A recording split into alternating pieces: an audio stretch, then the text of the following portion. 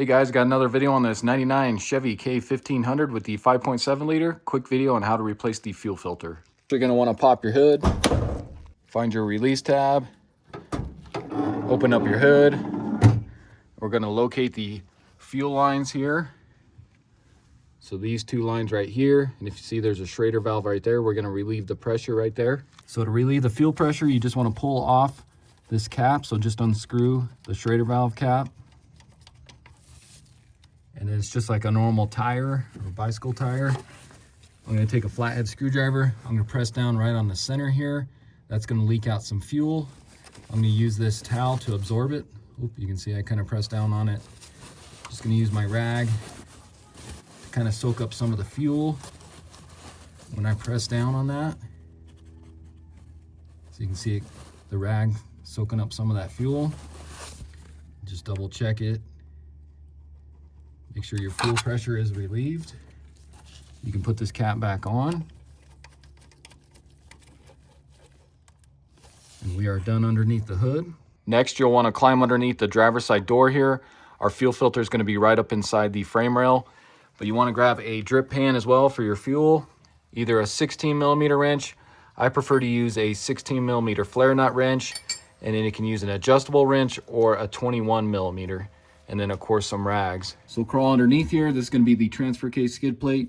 You can see our fuel filter is going to be located right there. You got your torsion bar here. So grab your 16mm. Like I said, I prefer to use a flare nut wrench just because it's not as easy to round this fuel line off. So get on there, grab your adjustable wrench. And it looks like my adjustable wrench is not big enough for that. So use your 21mm. And I'm just using this to hold the fuel filter to keep it from spinning. Now I'm going to press up on this to loosen the fuel line. Okay. So get that loose and broken free. And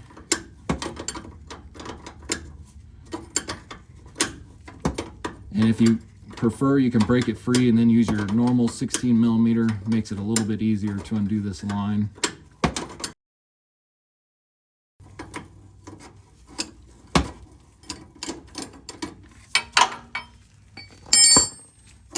Pull that line, I'm going to leave it like that for right now. I'm going to move on to this front line here.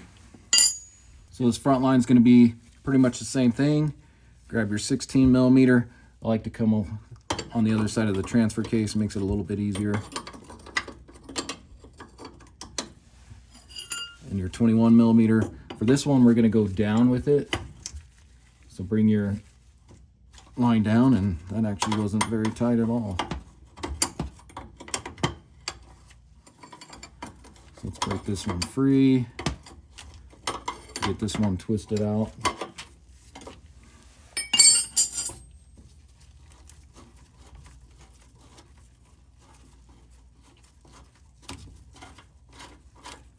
There we go.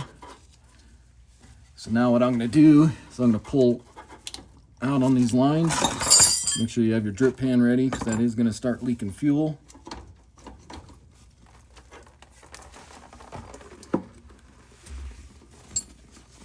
Just watch yourself so you don't get a bath in fuel here. So I'm just going to kind of let this drain for a little bit here.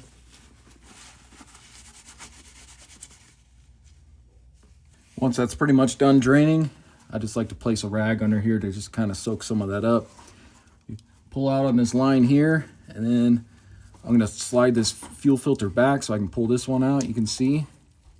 And then just kind of twist this line out of the way, and then slide your old fuel filter out. So now let's take a look at our old fuel filter and then of course our new one here. So it looks like the old one is going to be a Wix brand. The new one I got this one on Amazon. This is the genuine GM parts. There is the part number and there is the AC Delco part number if you need that. I'll leave a link in the description for this. But just looking at it here, just a basic fuel filter.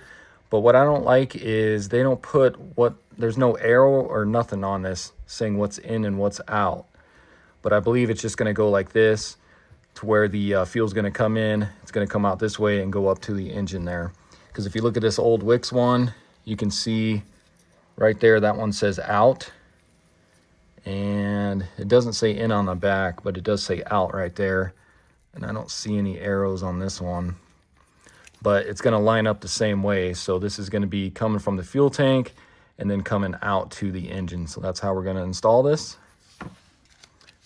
So just pull out your 2 caps here with a pair of pliers or whatever you need to. Get those off of there. So grab your new fuel filter. Make sure you got it facing the right way. You got the lip facing towards the front of the truck there.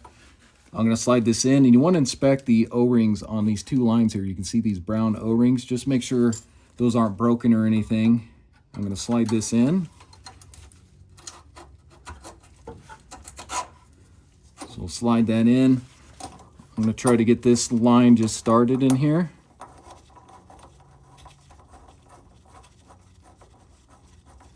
So try to get that one started.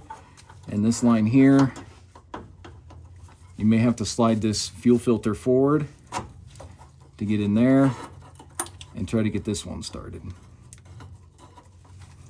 You may have to move this fuel filter around just to get this started correctly. You just want to make sure you don't cross thread this line here. So get that started in there. And I like to just get those finger tight. Now you can grab your 21mm and your 16. I'm going to tighten up this one here first. So I'm going to hold that with my wrench. And we'll get this nice and snug.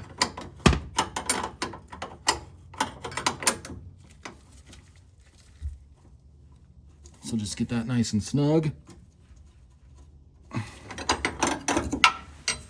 Same with your back line here.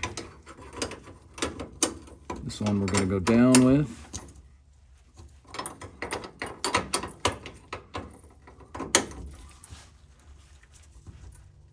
Nice and snug.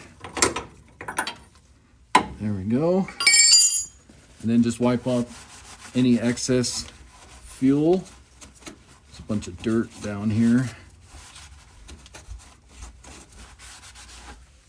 So now what I'm going to do is I'm going to prime the fuel system here. So I'm just going to insert the key. I'm going to turn that and then just kind of let this fuel pressure build up. Turn this back off, back on.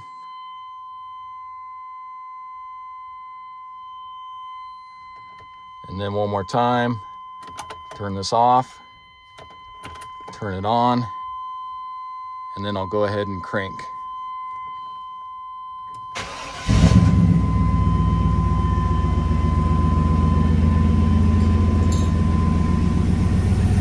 So then you want to just come underneath the hood here. Make sure you're not leaking from the Schrader valve there. That looks good. And come underneath, make sure you're not leaking any fuel from your fuel filter. And that all looks good. And then you can shut it off. All right, guys, so that's all there is to it. Again, this was a 1999 Chevy K1500 with the 5.7 liter. Showed you how to replace the fuel filter. Super easy to do on these trucks. Takes you maybe 15-20 minutes at the most to get it done. And I prefer to do this about every 25,000 miles or so. So hopefully this video helps you out. If it does, hit that subscribe button. Check out my other videos. I got a bunch on this truck. And I'll see you in the next one. Thanks for watching.